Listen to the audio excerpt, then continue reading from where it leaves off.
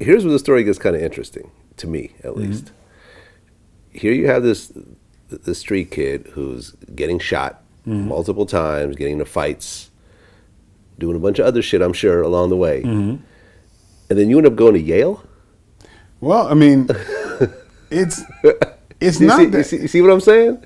Well, you went to Yale and Brown, I guess.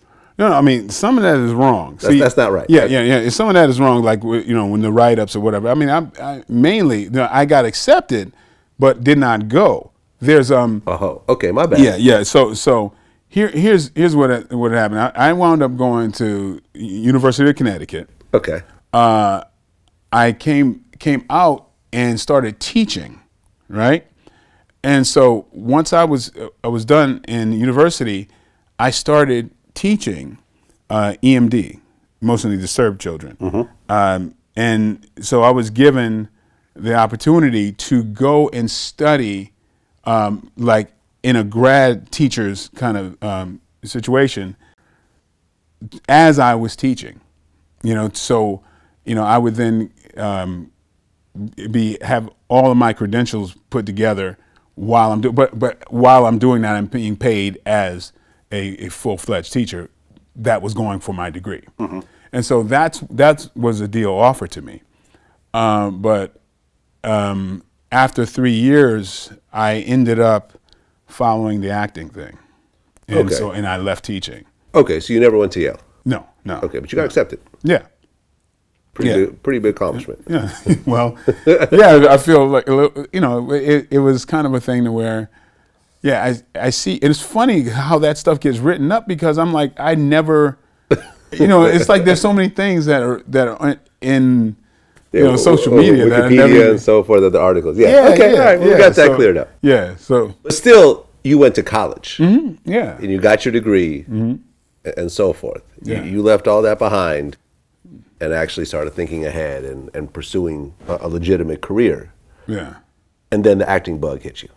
Well, yeah. The acting bug was kind of there while I was teaching.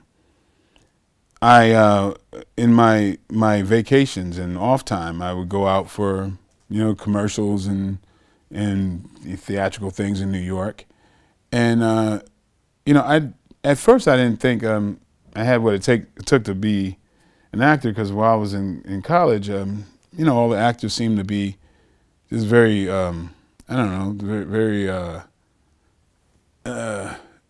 outward. Just they wanted a lot of attention. They seemed to be flamboyant. Yeah, big narcissistic, and I was like, I don't identify with these people. But my interest was solely as, in that kind of psychosocial perspective.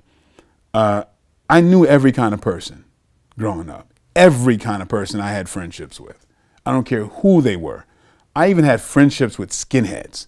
I knew every kind of person because I could identify with them on some kind of level.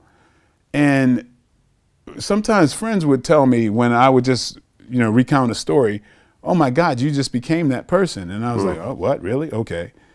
So the acting thing was something that was interesting because I felt like I had the ability to look at life through another lens, So I thought, wow, this is fun. Maybe it won't be a career, but at least let me get my feet wet and see what I could do.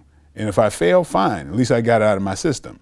And so, luckily, I got great feedback and wound up doing theater in New York and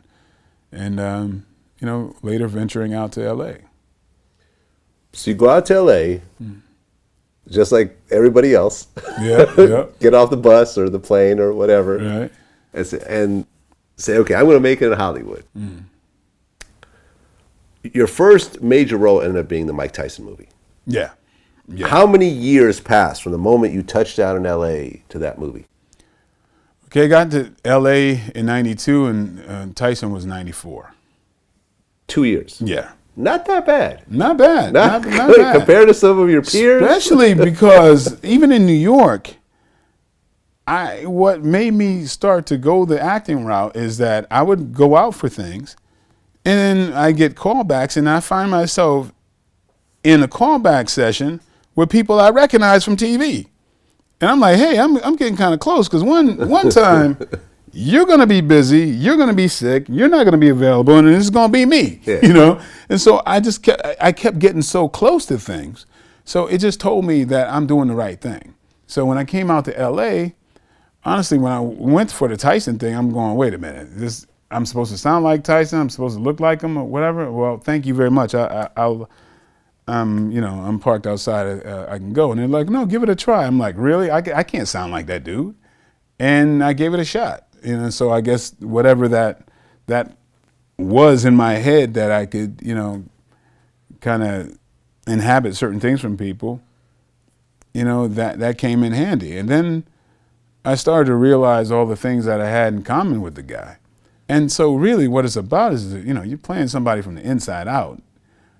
I gotta say, my temper was worse than I've seen of his, you know, growing up. It was, I honestly had the worst temper I've ever witnessed in my life growing up. Anything will set you off? No, there would be specific things that would set me off.